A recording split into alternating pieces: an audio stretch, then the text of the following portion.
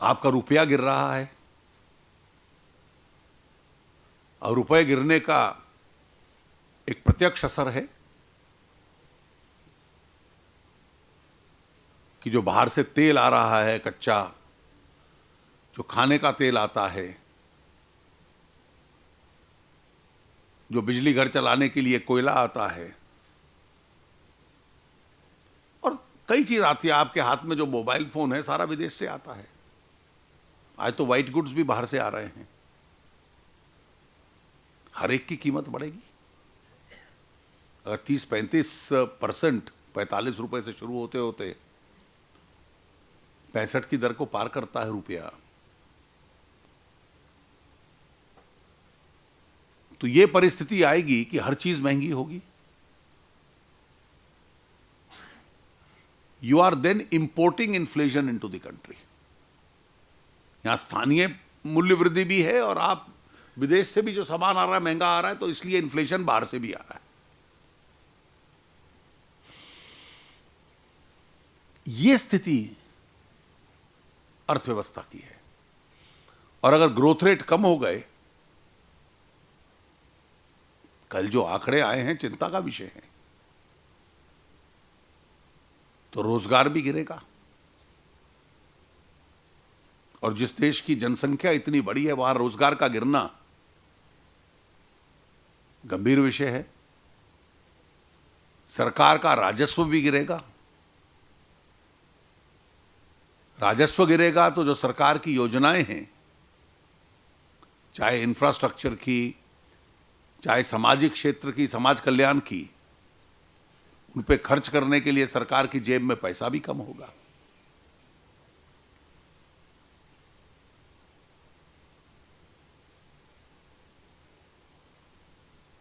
और यह स्थिति धीरे धीरे पिछले कुछ वर्षों से बन रही है।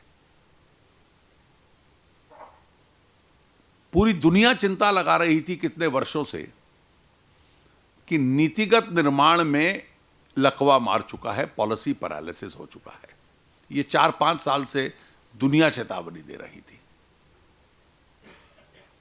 लेकिन जो खर्चा करना है वो अर्थव्यवस्था के सुधार के लिए नहीं करना, वो वोट बैंक बनाने के लिए करना है।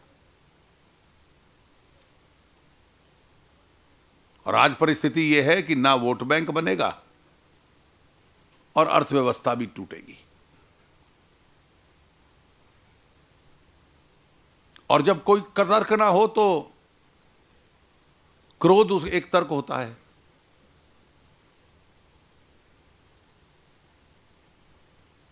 आप सब वकील हैं, मैंने एक कहावत सुनी है जो कहा जाता था कि जब आप मुकदमा, when you are arguing a case,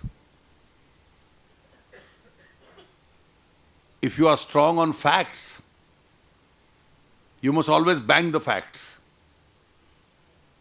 If you are strong on law, you must bang the law. But if you are weak on both, you bang the table. तो कल जो मैंने देखा वो यही स्थिति थी।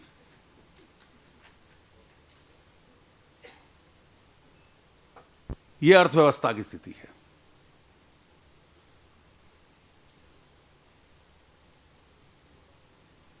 देश की सुरक्षा की परिस्थिति देखिए।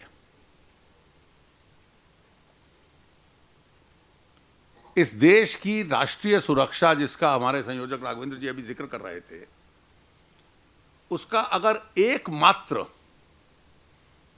खतरा है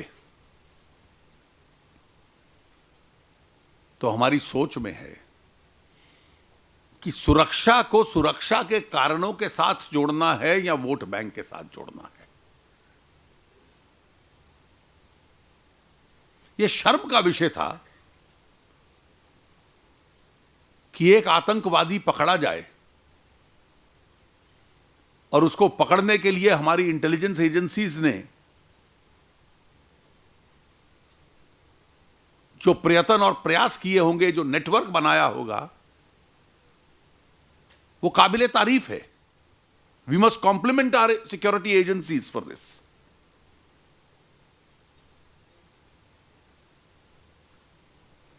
जब हमारी सुरक्षा एजेंसीज पकड़ती हैं और खास तौर से इंटेलिजेंस एजेंसीज पकड़ती हैं। आप सब लोग क्रिमिनल लॉ जानते हो,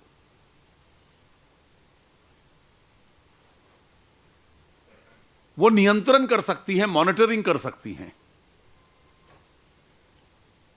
वो खुफिया खबरें पता कर सकती हैं, वो इंटेलिजेंस कलेक्शन कर सकती हैं,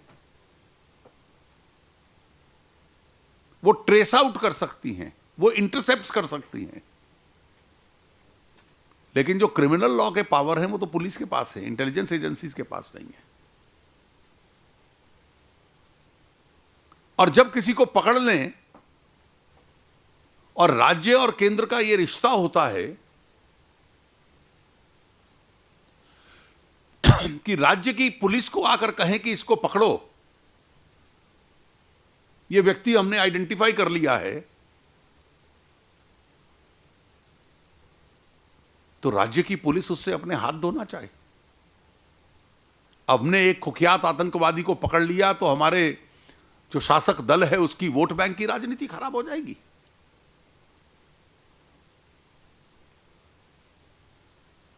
आज तक हम इस देश के संघीय ढांचे की बात करते हैं तो राज्यों को लगता है कि केंद्र से करतरा है, लेकिन राज्यों को भी अपनी जिम्मेवारी सोचनी पड़ेगी। और कोई राज्य की पुलिस अपनी इस जिम्मेवारी से पीछे नहीं हट सकती, क्योंकि यह देश पहले है। Who lives if India dies. और मैं तो चाहूंगा कि ये जो घटना हुई है रक्सौल और नेपाल की सीमा पर, इसके सारे तथ्य देश के सामने आने चाहिए कि किसने अपनी जिम्मेवारी निभाई और उस आतंकवादी को पकड़ा, और किसने अपनी जिम्मेवारी निभाने से इनकार कर दिया।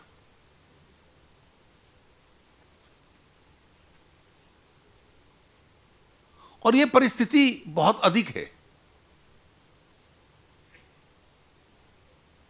कितने सालों से हम सुन रहे हैं, 5 साल से अधिक हो गए, कि बाटला हाउस की घटना फर्जी थी। न्यायपालिका का फैसला आ गया। कई बार प्रयास होता है कि आप अलगाववादी के साथ खड़े हो जाएं, आतंकवादी के साथ खड़े हो जाएं, तो क्या करेगा, समाज आपके खिलाफ हो जाएगा, लेकिन एक वोट बैंक की राजनीति करने में आपको लाभ मिलेगा।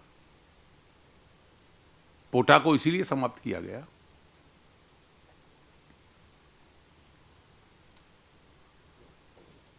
इसका किसी जाति, किसी धर्म से ऊपर उठकर, राजनीतिक विचारधारा से ऊपर उठकर,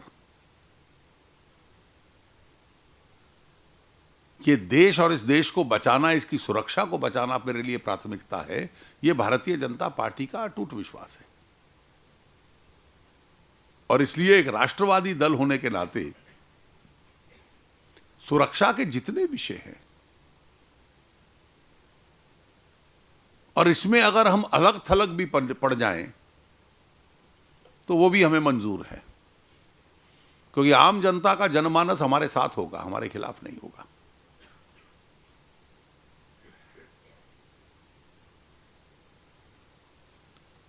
भ्रष्टाचार एक बहुत बड़ा विषय है।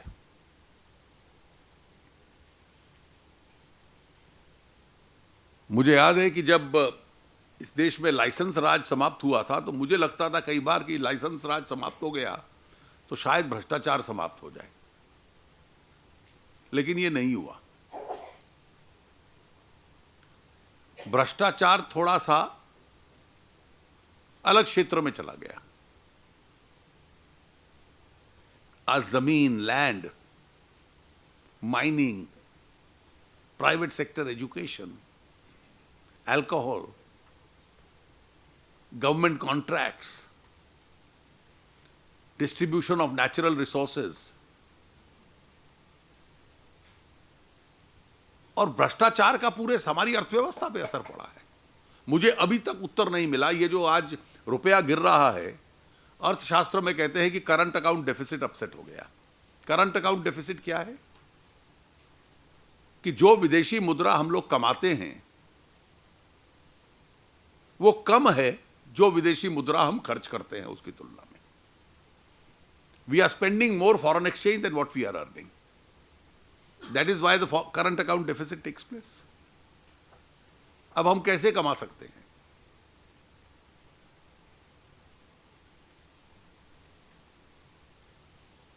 हम एफडीआई के माध्यम से कमा सकते हैं। जब अर्थव्यवस्था में एफिशिएंसी नहीं रहेगी, प्रॉफिट नहीं रहेगा, तो लोग एफडीआई कम भेजेंगे। फॉरेन इंस्टीट्यूशनल इन्वेस्टमेंट की तरफ से कमा सकते हैं, एफआईआई, पर वो टेम्परेरी होता है। जैसे हाल में ही आया कि अमेरिका का फेड रिजर्व कुछ कदम लेने वाला है और यूएस इकोनॉमी का रिवाइवल हो रहा है, तो जो एफआईआई का पैसा होता है उसको हॉट मनी कहते हैं, वो तुरंत भाग जाता है कि अब भारत की बजाय अमेरिका में लगाएंगे तो लाभ होगा। It's a investment without any commitment.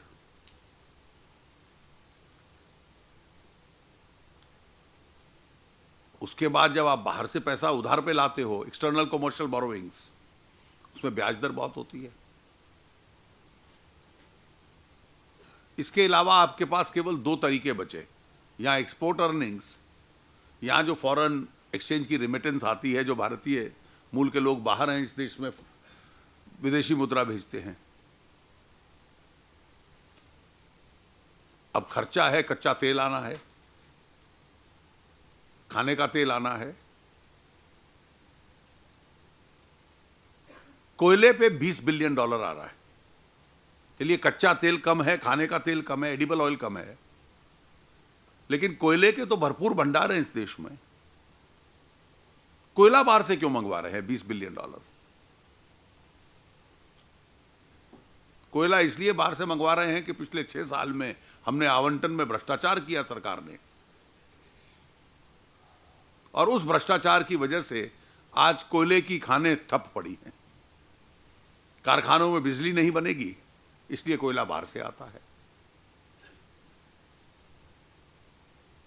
जब मैंने एक्सपोर्ट अर्निंग कहा, एक साधन था आयरन ओर, विशेष रूप से जो बहुत पाउडर की तरह आयरन ओर फाइन्स होती हैं, $10-12 बिलियन उससे कमाते थे हम। भ्रष्टाचार की वजह से कोर्ट ने उस पर रोक लगाई हुई है। हमारे डेफिसिट का, करंट अकाउंट डेफिसिट का आधा हिस्सा केवल भ्रष्टाचार की वजह से, ये जो अर्थव्यवस्था को नुकसान पहुंचा है, इन दो आइटम्स की वजह से। और आप संख्या देखिए, 1,76,000 करोड़ 2G में, 1,85,000 करोड़ कोयला खदानों में।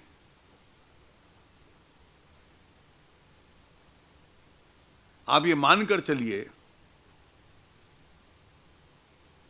कि इस बार आक्रोश इतना है कि जिसको मैं सरकार विरोधी भावना, एंटी इनकम्बेंसी कह रहा हूं, उसके मुद्दे बिल्कुल तैयार बैठे हैं। We have readymade issues. एक दूसरा विषय भी है जो इस चुनाव को प्रभावित करेगा, और वो विषय है नेतृत्व का। ये सरकार नेतृत्वहीन हो चुकी है। There is no effective leadership in the UPA.